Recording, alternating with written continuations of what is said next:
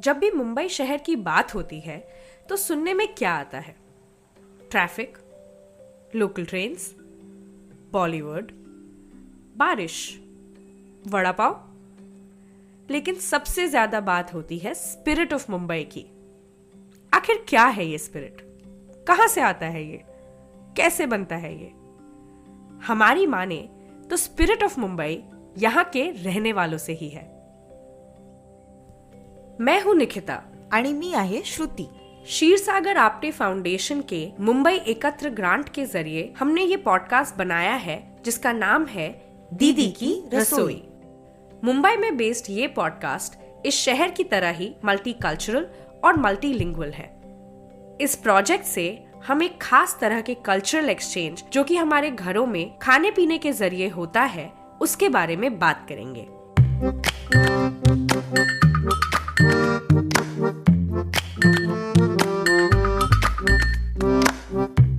रोटी और भाजी, चाय तो बाजी, खुशबू रसोई की धुन।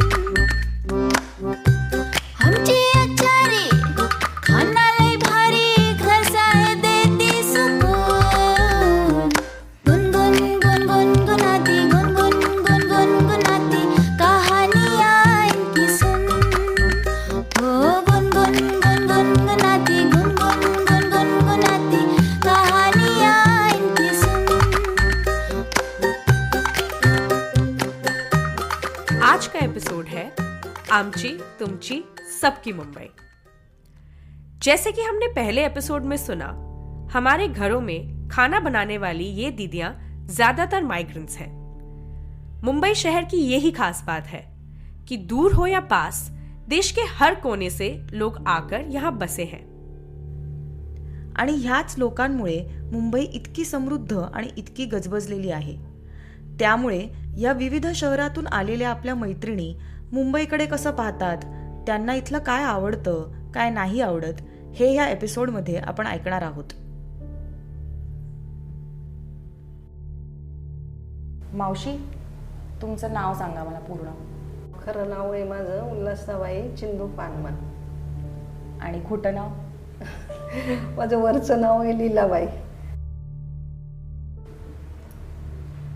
मुंबई आवडते का तुम्हाला? आवडते म्हणजे आम्हाला गावच आवडतं। गाव जास्ती आवडतं गाव जास्त मुंबईपेक्षा? मुंबईपेक्षा आम्हाला गाव आवडतं। आमची गावाला कसं आहे, एक दिवस काम करायचं, 4 दिवस आरामात बसतं माणूस।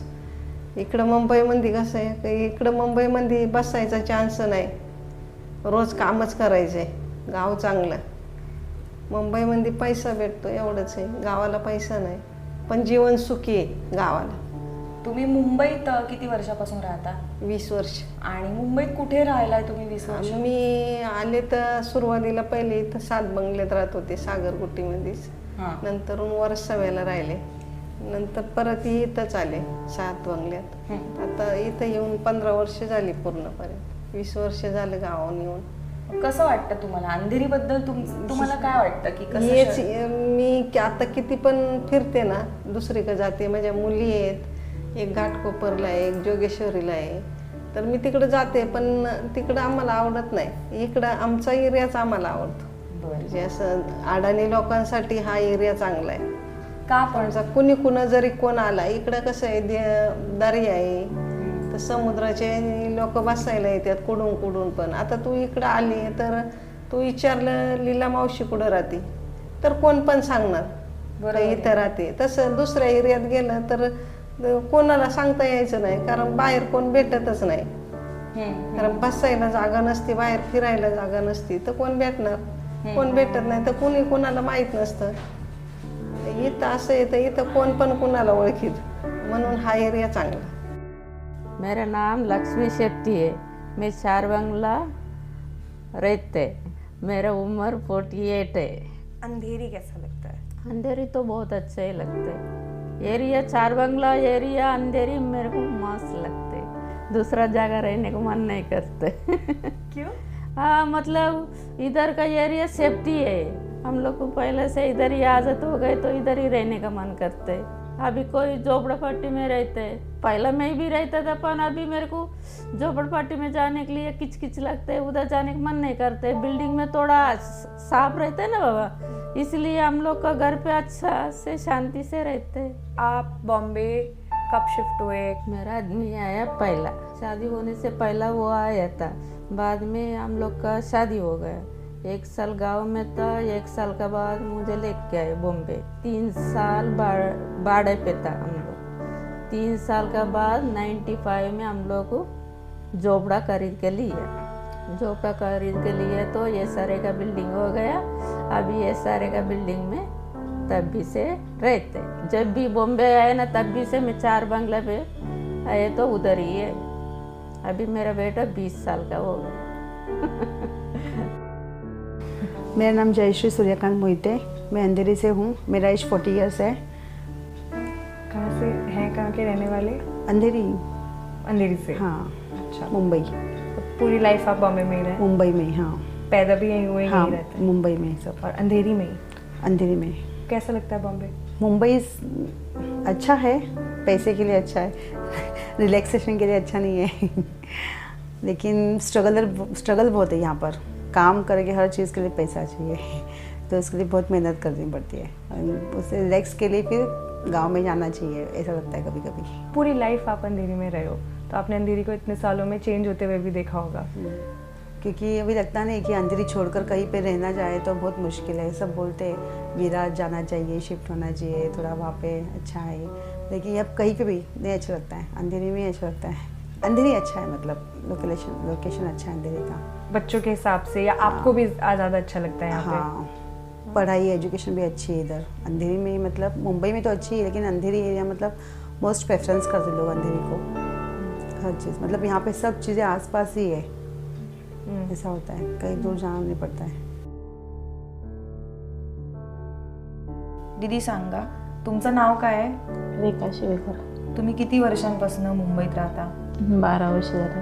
आता तुम्ही मला सांगा की लहानपणी तुम्ही जे मुंबईबद्दल ऐकलं होतं आणि आता तुम्हाला मुंबई कळली आहे, तुम्ही 12-13 वर्ष राहताय, तर मग असं काय आहे की लहानपणी तुम्हाला वाटलं होतं तसं आता आहे का नाही आहे? पण अशी मुंबईची लोक यायची काहीतरी, म्हणजे असं वाटायचं त्यांच्या मागं जावं त्यांच्या संग, पण असं कामाचं वगैरे असं काही माहीतच नव्हतं, पण जावं असं वाटलं. मोठं शहर आहे. हां, या शहराबद्दल काय आवडतं तुम्हाला आता? आता काम मी आवडतं म्हणजे कुठं जायचं असलं तर आम्ही संध्याकाळचंच जातो. कामावर सकाळपासून 7 वाजेपर्यंत कामावरच असतो. कुठं जायचं जास्त करून मी सांताक्रूजला बहिणीकडेच जाते. आणि मग सांताक्रूजला बहिणीकडे गेल्यावर काय टाइमपास करता तुम्ही? म्हणजे कसं तिचा मुलीचा बड्डे असला, कशी असं काही असलं तरच जाते मी. टाइमपास काय करणार, काही म्हणजे असं मी एकटी राहते.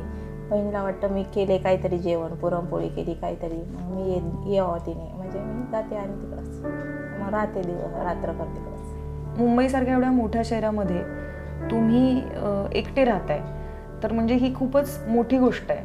कुणीच असं इतक्या मोठ्या शहरामध्ये एकटं राहणं, तर तुम्हाला त्याच्या बाबतीत कसं वाटतं? मुंबई हे शहर जे आहे त्यांनी तुम्हाला कसं सपोर्ट केलं आहे? माझी लाईफ म्हणजे कसं, माझी लाईफ इथं चांगली, मी कामं करते. मी एकटं राहणं म्हणजे काही सवालच येत नाही. मी दिवसभर कामात जाते, संध्याकाळी काम उरकल्यावरती स्वयंपाक करायचा. आता मी पैसे कमवू शकते ना, इथं गावी मी काहीच कमवू शकत नाही, आणि माझ्या मुलांना शिकवायचं आहे, आणि दुसरा आधार नाही आहे मला कोणाचा. आई वडिलांनी सांभाळली तरी ती काही शाळेचा तर खर्च नाही आई करू शकतं, खाली लहानपणापासून सांभाळली. त्याच्यामुळे मला इथली लाईफ मला चांगली वाटते. नाही, कारण की खूपच ब्रेव गोष्ट आहे की तुम्ही एकटीनं इथे राहून सगळं असं करायचं. आजूबाजूला म्हणजे चांगली लोक आहे, गावची आहे, त्याच्यामुळे मला काही वाटत नाही. आणि नातेवाईक पण भरपूर आहेत, पण मी एवढीच काय एकटी राहते. बरोबर. तुम्हाला सुरक्षित वाटतं का? हां, व्यवस्थित एकदम. म्हणजे त्या मनाने मुंबईत कधी असं होत नाही ना? मुंबईमध्ये राहणं कसं, म्हणजे आता कामाला गावी काही पैसा भेटणार नाही, गावी किती केले, शेती केली काहीतरी. आता इथं पैसा भेटतो, आणि मुलांचं पण माझ्या भागतं, मला पैसे द्या, शाळेचा खर्च मी भागवते, त्याच्यामुळे मला चांगलं वाटतं इकडं. मेरा नाम अर्चना विनोद वाघ है। मैं बचपन से इधर रहती हूँ। मैं 30 साल की हूँ। इधर किधर? 4 बंगलोज में। आपको बॉम्बे कैसा लगता है? बहुत अच्छा। क्योंकि बचपन ही मेरा इधर गया है तो अच्छा लगता है घूमना। बहुत बड़ा बड़ा मतलब ठिकाने है इधर, मतलब कि अलग अलग कुछ देखने में, नए नए लोग आते हैं इधर देखने के लिए, तो सबको पसंद आता है। तो ये एरिया में क्या पसंद है? अभी सब नए नए सुविधा हो गए, मेट्रो से जाना आना, ट्रेन से जाना। माझं नाव तारा रमेश साळवे आहे. माझं 50 वर्षाचं वय आहे आणि मी 35-40 वर्षापासून मुंबईत राहते. मुंबईच्या आधी कुठे राहायचा तुम्ही? मी औरंगाबाद म्हणजे तिथे पुढे अजून फुलंब्री गाव आहे म्हणून तिथंच जन्म वगैरे सगळं माझं गावामध्ये. सगळं लग्नानंतर मुंबईत आले मी, लग्न होऊन 86मधून मी मुंबईमध्ये राहते. तुम्हाला औरंगाबादचं काय म्हणजे तुमच्या गावचं आता गावचं म्हणजे कसं, मी बचपना गावीच माझं जन्म वगैरे झाला आणि लहानपणचं बालपण तर आमचं गावचं जरा सगळं वेगळंच आहे. म्हणजे खेळायचं, मोकळं मैदान, शेतीमध्ये काम केलेलं आहे, तिकडची गावची हवा वेगळी आहे. आणि मुंबईमध्ये कसं गरम हवा, कुठं खेळायला जागा नाही, कुठं बाहेर पडायला जागा नाही, आपलं सगळं घराच्या आतमध्येच असतं, म्हणजे बाहेर नाही, बाहेर जास्त असं फिरू नाही शकत. आता तर म्हणजे पुष्कळ सुविधा झाली आहे, हॉटेल झालेत, रोड चांगले झालेत, रस्ते चांगले झालेत, बाहेर पडू शकतो. आणि आता मी जशी आली तर आमच्या 4 बंगल्यामध्ये म्हणजे पूर्वी तर पूर्ण खाडीच होती, बाथरूम नव्हते आमच्या टायमाला. तर आम्हाला खाडीमध्ये जाऊन आम्ही बाथरूमला वगैरे जायचो. आणि सगळं हे पेट्रोल पंप, बनाना लेक हॉटेल, त्याच्या समोरच्या सगळ्या बिल्डिंगी ह्या आता झाल्या थोड्या वर्षापूर्वी. राजीव गांधीचं कॉलेज हे सगळं नंतर झालं, मी आल्याच्या नंतर झालं. मेन रोड हा पण 4 बंगला हा एरिया म्हणजे एवढा म्हणजे पॉशमध्ये झाला आहे ना, की म्हणजे सगळं दुकान जवळ आहे, भाजीपाला मार्केट जवळ आहे, फिश मार्केट जवळ आहे, चक्की वगैरे सगळं थोडंसं होतं आधी, आता ते बंद झालं. पण थोडं आता जरासं लांब यावं लागतं, फक्त एवढंच.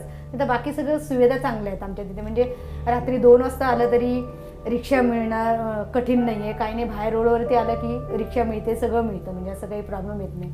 आणि म्हणून हा एरिया मला जेव्हा घर घ्यायचं होतं स्वतःचं, मी पुष्कळ ठिकाणी गेली म्हणजे असं. पण मला दुसऱ्या ठिकाणी आवडतच नाही. आता झालं मी बांद्र्याला पण माझे काका वगैरे राहतात, तिकडे पण मी गेली, पण मला जास्त करून इकडे 4 बंगल्यामध्येच आवडतं जास्त करून सगळी. तो ऐसे ही कई डिस्कशन, बहुत सारी बातचीत हम आगे के एपिसोड्स में भी सुनेंगे. आइए अब आपको लेके चलते हैं इस एपिसोड की रेसिपी की ओर, जो कि हमें बताई है लीलाबाई ने. लीलाबाई यहाँ लगभग 20 सालों से रह रही हैं. वो और उनका परिवार वर्सोवा के रॉक बीच के पास रहते हैं. वैसे तो लीलाबाई ने कभी इटालियन कुजीन का नाम नहीं सुना था, पर आज जब वो अपने परिवार के लिए पास्ता बनाती हैं, तो बड़े हो या बच्चे सब ही उसे उतने ही मन से खाते हैं. या ऐकूया की लीला मावशी ज्यांच्या समजुतीप्रमाणे पास्ता ही एक चायनीज डिश आहे, त्या ती कशी बनवतात. पास्ता जी एक इटलीची पारंपरिक रेसिपी आहे, ही भारतामध्ये शहरांमध्ये मिळणारी फारच कॉमन डिश झाली आहे. और चाइनीज कुजीन इंडिया में इतने सालों से है कि छोटे शहरों और गांव में किसी भी बाहर के खाने को अक्सर चाइनीज ही माना जाता है. लीला मौशी का चाइनीज पास्ता शायद इसी बात का एग्जाम्पल है. माझ्या रेसिपीचं नाव आहे चायनीज पास्ता. त्याच्यासाठी लागणारी जिन्नस: 1/2 किलो पास्ता घेतला, 1/2 किलो दूध घ्यायचं, तर 1/2 किलो दुधासाठी 2 चम्मच मैदा घ्यायचा, 2 चम्मच मैदा, थोडंसं चवसाठी मीठ घ्यायचं, थोडी काळी मिरी घ्यायची. ते झाल्यानंतर भाज्या घ्यायच्या. तर आपल्याला पाहिजे नसेल तरी पार नाही तरी 2 गाजर, थोडंसं कांद्याची पात, थोडा कोबीचा कांदा, थोडीशी शिमला मिरची. चायनीज पास्ता बनवण्याची कृती: एक कढई घ्यायची, त्याच्यात ती गॅसवर ठेवायची, थोडंसं तेल घालायचं. तेल घातलं की ती कांदा कापलेला आहे ना, सफेद कांदा, ते घालायचा. त्याला थोडंसं शेकवायचं. नंतर गाजर घालायचं, बीन्स घालायची.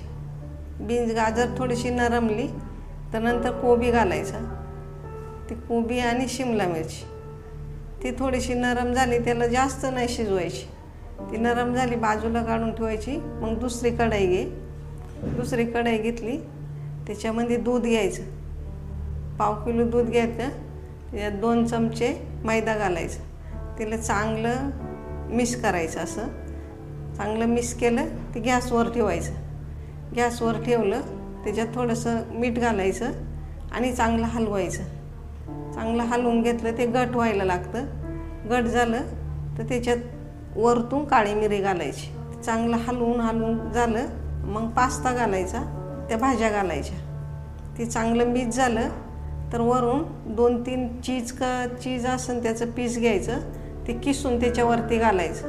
त्याच्यावरती ते घातलं, ते झाल्याच्या नंतर आपण ते कांद्याची पात कापून ठेवली ना ती घालायची वरून. त्याला एक बारी फिरवलं, झाला पास्ता. देखा आपने कैसे महाराष्ट्र के एक गांव में पली बड़ी लीलाबाई ने एक इटालियन चाइनीज डिश को अपना बनाया है. ये तभी हो सकता है जब कोई खाना बनाने में सचमुच रुचि रखता हो और उसको बस काम की तरह न देखे. आखिर खाना बनाना भी एक कला है और इस कला के बारे में हम अगले एपिसोड में डिटेल में चर्चा करेंगे. और हाँ, अगर इस प्रोजेक्ट के बारे में आप और जानना चाहते हैं या हमसे अपना फीडबैक या कोई भी आइडिया शेयर करना चाहते हैं तो हमें दीदी की रसोई mumbai@gmail.com इस ईमेल एड्रेस पर कांटेक्ट करें. मैं हूं निकिता आणि मी आहे श्रुती. फिर मिलेंगे जल्द ही दीदी की रसोई में.